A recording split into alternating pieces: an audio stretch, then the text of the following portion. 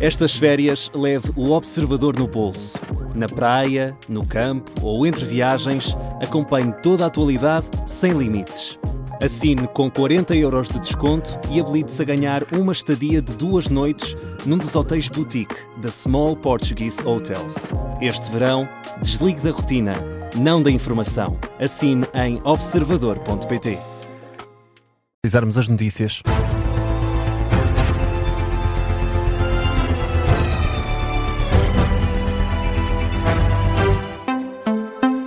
Edição das 11 com o Miguel Videira e já com o foco no eclipse solar da próxima quarta-feira.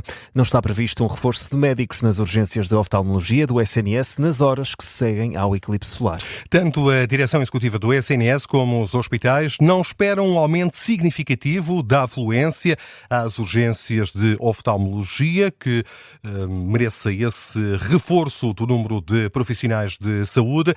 É esse o tema de uma peça que está em manchete a esta hora no site do Observador. É assinada pelo jornalista Tiago Queiro. O Tiago explicava há uma hora aqui na antena da rádio como se vai processar a escala de médicos oftalmologistas na próxima quarta-feira, o dia do eclipse. Os hospitais do SNS têm nos dias úteis e durante o dia o apoio de oftalmologistas na urgência.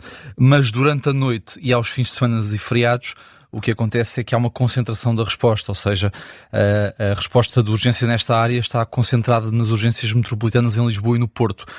Na próxima semana e na noite do eclipse, portanto de quarta para quinta-feira, sim, serão os hospitais de São José em Lisboa e de São João no Porto a assegurar a urgência e onde estarão escalados 2 médicos oftalmologistas. O que na prática significa que se alguém sentir mal na noite do eclipse, por exemplo em Bragança, terá de ser transportado para o serviço de urgência oftalmológica do Hospital de São João no Porto. Ainda assim, os hospitais garantem ao Observador que será possível convocar mais médicos caso se faça sentir essa necessidade. Agora os incêndios. Quase 3 centenas de operacionais continuam envolvidos no combate a 2 fogos que começaram ontem à tarde no concelho de Carraseda de Anciães. O primeiro na freguesia de Linhares, o incêndio já em fase de resolução, ou seja, não há risco de propagação das chamas para lá do perímetro definido pelos bombeiros. Os operacionais contam com a ajuda no terreno de um meio aéreo e mais de 70 viaturas. Entretanto, na última hora, entrou também em fase de resolução um incêndio em Parambos, também no concelho de Carraseda de Anciães. No local, de acordo com o site da Proteção Civil, continuam mais de 80 operacionais e 6 meios aéreos. O dia volta a ser de muito calor. Há risco máximo de incêndio em 40 concelhos dos distritos de Bragança, Viseu, Guarda, Castelo Branco, Santarém, Porto Alegre e Faro. Tempo agora para o desporto, Miguel, e para o arranque do campeonato. Ontem, a estreia do Sporting na Primeira Liga, diante do Estrela da Amadora, terminou com divisão de pontos na Reboleira. Os Leões não aproveitaram uma vantagem de 2-0 alcançada já na segunda parte, com golos de Zalazar e Ioannidis. O Estrela conseguiu reduzir e empatar mais tarde à passagem do minuto 85. Na reação ao deslize no primeiro duelo da temporada, o treinador do Sporting, Rui Borges, diz que é preciso mais e lamenta a forma como os Leões consentiram o empate. Acabámos por ser penalizados com 2 erros, claramente com 2 erros. Tivemos 70 minutos muito bons. Uma primeira parte onde dominámos o jogo, controlámos o jogo. Uma segunda parte onde entramos muito bem e até aos 70 minutos é certo que depois de mexer na equipa onde a gente queria mais do que rebosteja, dar frescura, porque estávamos a sentir que alguma malta estava a cair um bocadinho em termos físicos. Foi quando caímos também em termos coletivos e isso não pode acontecer, não pode ser desculpa a quebra física, porque nós fisicamente estamos muito bem e demonstramos isso hoje aqui. Temos de ser muito mais equilibrados e muito mais competitivos. Tínhamos que dar muito mais e temos que dar muito mais. Estamos no Sporting e eles têm que dar muito mais, eles têm que perceber isso e que sirva mesmo de aviso para todos. Pelo lado do Estrela, o treinador Pepa ficou satisfeito com o desempenho dos jogadores, os que estão, mais do que os que podem vir. Acima de tudo, é potenciar ao máximo quem temos e não estar à espera de quem chegue, mas sim trabalhar com tudo, com os que temos, que deram hoje uma resposta fantástica, um pouco à imagem daquilo que fazem todos os dias. Depois, às vezes, somos mais felizes ou menos felizes. Hoje fomos na primeira parte ali uma situação, outra na segunda senti que até podíamos ter virado o jogo, mas acabou por ser um jogo muito emotivo e bem disputado. As declarações no final do encontro, que terminou com empate a 2 golos dos técnicos de Estrela da Amadora e Sporting.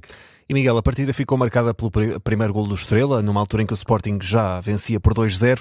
O central leonino, Eduardo Quaresma, ficou a reclamar de um puxão faltoso e o antigo árbitro, Pedro Henriques, concorda com a defesa.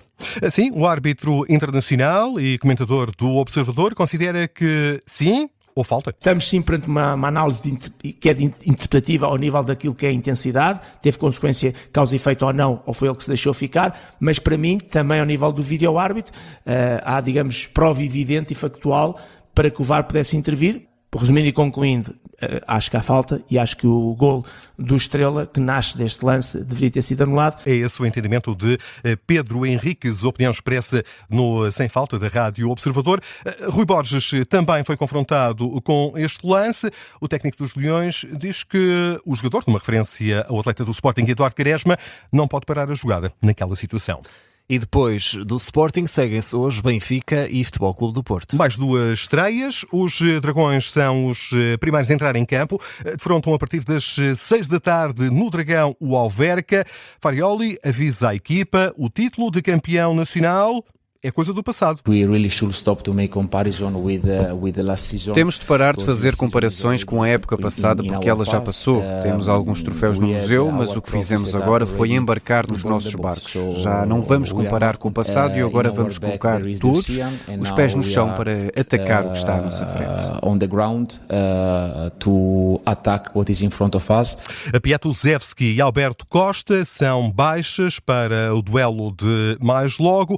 Em sentido contrário, uma boa nova para Farioli. Bednarek está recuperado e vai a jogo. Os portistas recebem, como disse, o Alverca, orientado pelo antigo treinador dos júniores portistas. Agora, do outro lado, Sérgio Ferreira acredita que os ribatejanos têm tudo para serem competitivos. Logicamente, não estamos no nosso melhor ou num ponto perfeito, mas a verdade é que já temos as armas suficientes e temos a competência suficiente para ser competitivos, e é esse o nosso ponto de partida para este jogo e para todos. Ou seja, antes de vencermos temos de competir, é importante jogar cada segundo, cada bola, cada duelo, cada passe, cada remate. Sérgio Ferreira e Francesco Farioli na antecâmara deste Porto Alverca arranca, com relato aqui na antena do Observador, às 6 da tarde. Logo a seguir são os encarnados que vão a jogo, mas hoje, Miguel, sem adeptos nas bancadas. Sim, uma consequência de um castigo aplicado pela Autoridade para a Prevenção e Combate à Violência no Desporto. A decisão mereceu um comentário por parte do treinador do Benfica, Marco Silva. O técnico diz que retiraram ao clube a maior força. Retirar 65 mil pessoas ou 60 mil pessoas de um estádio de futebol, se achamos que é assim que vamos resolver problemas, estamos completamente enganados. Acho que temos muitos bons exemplos pela Europa de como contrariar algumas coisas que não são boas, e se não são boas há que atuar diretamente, e não é interditando ou não permitir que os adeptos sejam no estádio e que um jogo seja à porta fechada que vai resolver o que quer que seja. Simplesmente, e eu não entendo, retiraram isso não só ao Benfica, ao próprio Académico, ao próprio espetáculo. É ir por caminhos que, na minha opinião, não vão resolver nada. O tom crítico de Marco Silva, que durante esta conferência de imprensa anunciou a lista de capitães constituída por Auschnes, Tomás Araújo, Samuel Soares, Lenglet e Leandro Barreiro. Ora, frente ao Benfica vai estar o Académico de Viseu, de regresso à elite do futebol nacional, 37 anos depois.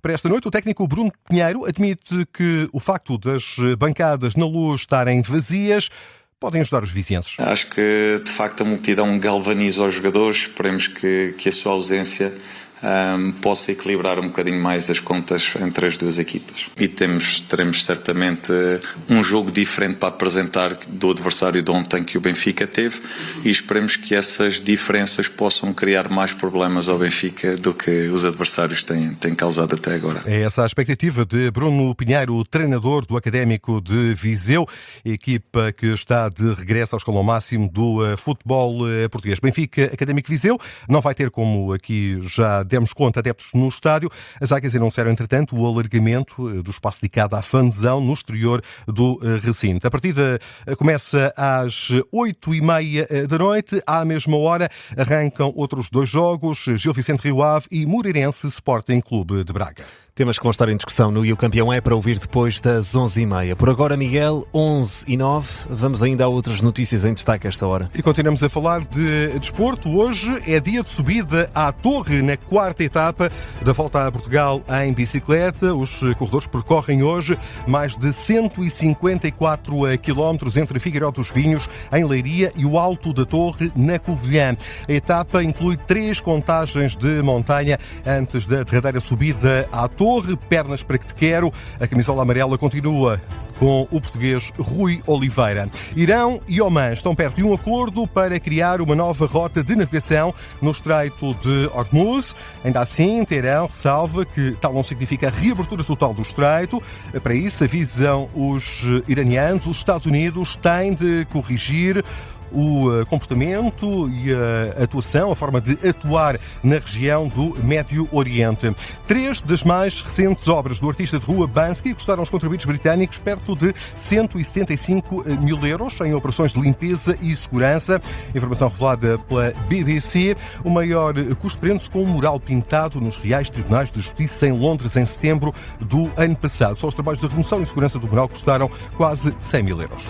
Notícias de regresso às 11h30 com o Miguel Videira.